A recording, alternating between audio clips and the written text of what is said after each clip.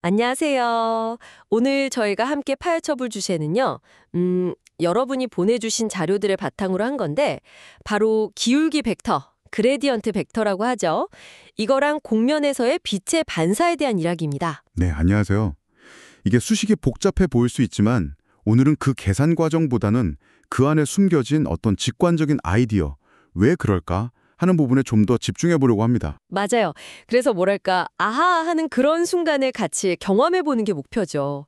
자, 그럼 어디서부터 시작해 볼까요? 핵심 도구가 두 가지 있다고 하셨죠? 네, 바로 등위곡면하고 그레디언트인데요. 우선 등위곡면이라는 건 어떤 함수의 값이 똑같은 지점들 있잖아요. 네네. 그걸 다 모아서 만든 면이라고 생각하시면 돼요. 약간 3차원 공간에 그려진 등고선 같은 느낌? 아, 등고서 그거 생각하니까 확 와닿네요. 그 선 위에서는 높이가 같잖아요. 그럼 등위곡면 위에서는 함수값이 그대로 유지되는 거군요. 그렇죠. 뭐 예를 들면 온도가 같은 지점들을 모아놓은 면 이렇게 상상해 볼 수도 있고요. 그럼 그레디언트는요? 자료에서는 제일 가파른 오르막길 방향을 알려주는 벡터라고 하던데. 정확합니다.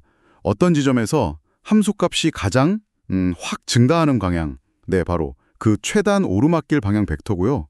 그 벡터의 크기, 그러니까 길이는 그 오르막길이 얼마나 가파른지 그 경사도를 나타내죠. 경사가 가파를수록 벡터가 더 길어지겠네요. 맞습니다. 여기서 진짜 재밌는 게 이 그레디언트 벡터가 항상 그 등위곡면하고 수직이라는 점 아니에요? 네, 바로 그 점이죠. 이게 왜 그런가 생각해보면 가장 가파르게 올라가는 방향이랑 높이 변화가 전혀 없는 방향, 그러니까 등이 곡면 위로 움직이는 방향은 서로 딱 직각일 수밖에 없겠더라고요. 그렇죠.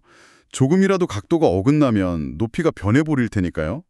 직관적으로 당연한 결과인데 이게 바로 어떤 점에서 곡면에 접하는 평면, 그 접평면의 방향을 알려주는 결정적인 단서가 됩니다. 아하, 그렇군요. 자, 그럼 이 그레디언트가 표면의 방향을 알려준다는 걸 알았으니 이제 빛이 반사되는 이야기로 넘어가 볼까요? 빛이 곡면에 탁 부딪혔을 때 어느 방향으로 튕겨 나갈지 이걸 어떻게 알 수 있을까요? 네, 이제 반사 원리를 좀 들여다볼 텐데요. 저는 그 자료에 나온 당구공 비유가 되게 인상 깊었어요.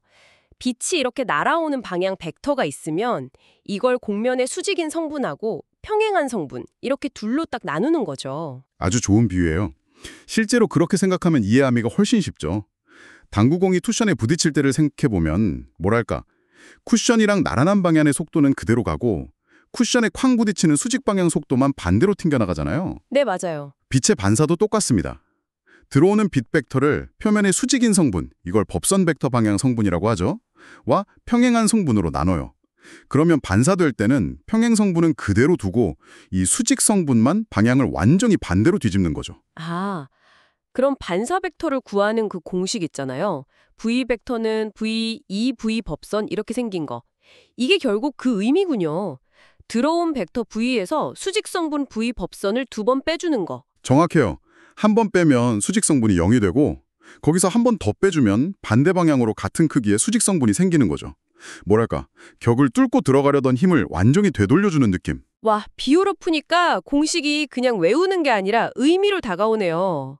그럼 이 원리를 알면 그 타원면이나 포물면 같은 애들이 왜 그렇게 신기하게 빛을 반사하는지도 설명이 되겠어요. 타원면은 왜 한 초점에서 나온 빛이 다른 초점으로 싹 모이는 거죠? 여기서 또 그레디언트가 등장합니다. 타원면 위에 어떤 점에서 법선 벡터, 즉 그레디언트 방향을 생각해보면요. 이게 아주 특별한 성질을 가져요. 그 점에서 두 초점으로 향하는 두 방향 벡터 있죠. 네, 두 초점까지의 방향. 그 두 벡터의 합 벡터 방향이랑 법선 벡터 방향이 같아요. 근데 기하학적으로 보면 두 단위 벡터를 더하면 그 합 벡터는 정확히 두 벡터 사이의 각을 이등분하거든요. 아, 각을 이등분한다. 네. 그러니까 법선 자체가 이미 입사각과 반사각이 같아지도록 각을 딱 나눠주고 있는 거예요. 그래서 한 초점에서 빛이 와서 부딪히면 자연스럽게 다른 초점으로 향하게 되는 거죠. 이야, 법선 벡터 자체가 그런 비밀을 가지고 있었군요. 신기하네요. 그럼 포물면은 또 다르잖아요. 축에 평행하게 들어온 빛은 왜 초점으로 모이는 거죠? 위성 안테나처럼? 포물면은 또 다른 기하학적 성질을 이용하는데요. 여기서는 법선 벡터 방향이 그 점에서 초점으로 향하는 벡터와 축 방향 벡터, 좀 더 정확히는 준선의 수직인 방향의 차이 벡터와 관련이 있어요. 이번엔 합이 아니라 차이라고요? 네, 이 벡터의 차이라는 기하학적 관계 때문에 축에 평행하게, 그러니까 아주 멀리서 온 빛은 반사 후에 초점으로 모이게 되고요. 반대로 초점에서 빛을 쏘면 축에 평행하게 쫙 나가는 성질이 생기는 거죠. 위성 안테나가 전파를 모으거나 자동차 헤드라이트가 빛을 멀리 보내는 원리가 바로 이거죠. 합이냐 차이냐가 이렇게 다른 결과를 만드는군요. 정말 재미있습니다. 그리고 마지막으로 자료에서 봤던 문제 상황인데 빛이 공면에 반사된 다음에 정확히 왔던 길을 그대로 되돌아가는 경우요. 이건 어떤 조건에서 가능한가요? 네. 그 질문도 흥미롭죠. 결론부터 말하면 빛이 반사면에 수직으로 들어올 때입니다. 수직으로요? 네, 즉 빛의 입사 방향 벡터 V가 그 부딪히는 지점에서의 법선 벡터 N과 정확히 평행할 때예요. 같은 방향이거나 정반대 방향이거나. 뭐 벽에 공을 똑바로 던지면 그대로 나한테 돌아오는 거랑 똑같죠. 아하, 그럼 아까 그 반사 공식 V 해시 이퀄 V 빼기 2V 퍼펄 이걸로도 확인이 되나요? 그럼요. 만약 입사 벡터 V가 법선 벡터 N과 평행하다면 V 자체가 그냥 수직성분 V 퍼펄 혹은 그 반대 방향 벡터잖아요. 그쵸. 평행 성분은 없고 전부 수직 성분이죠. 네. 그러니까 V hat 이퀄 V 빼기 2 V 퍼펄가 돼서 정확히 마이너스 V가 됩니다.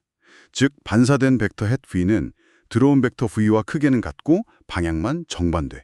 왔던 길 그대로 되돌아가는 거죠. 깔끔하게 설명되네요. 오늘 정말 그레디언트라는 도구 하나로 등위 공면의 성질부터 시작해서 타원면, 포물면의 신기한 반사 능력, 그리고 빛이 되돌아오는 조건까지 이 모든 게 하나의 원리로 연결된다는 걸 보니까 수학이 정말 아름답다는 생각이 드네요. 맞습니다. 복잡한 현상 뒤에 숨어있는 이런 간결한 원리를 발견하는 게 수학의 큰 매력 중 하나죠. 자, 오늘 이야기를 마무리하면서 여러분께 이런 질문을 한번 던져보고 싶네요. 네, 어떤 질문인가요? 오늘 우리는 빛이 완벽하게 반사되는 이상적인 상황을 이야기했잖아요. 근데 만약에요, 빛이 거울처럼 100% 반사되는 게 아니라 일부는 흡수되거나 아니면 표면이 매끄럽지 않고 좀 울퉁불퉁하다면 이 반사의 법칙은 어떻게 달라질까요? 현실 세계의 좀 더 복잡한 반사 현상들은 또 어떤 원리로 설명될 수 있을지 한번 생각해 보시는 건 어떨까 합니다. 흥미로운 질문인데요. 완벽한 반사가 아닌 현실의 반사라. 이것도 파고들면 재미있는 이야기가 많겠네요. 여러분도 한번 생각해 보시면 좋겠습니다. 오늘 탐구는 여기서 마무리하겠습니다.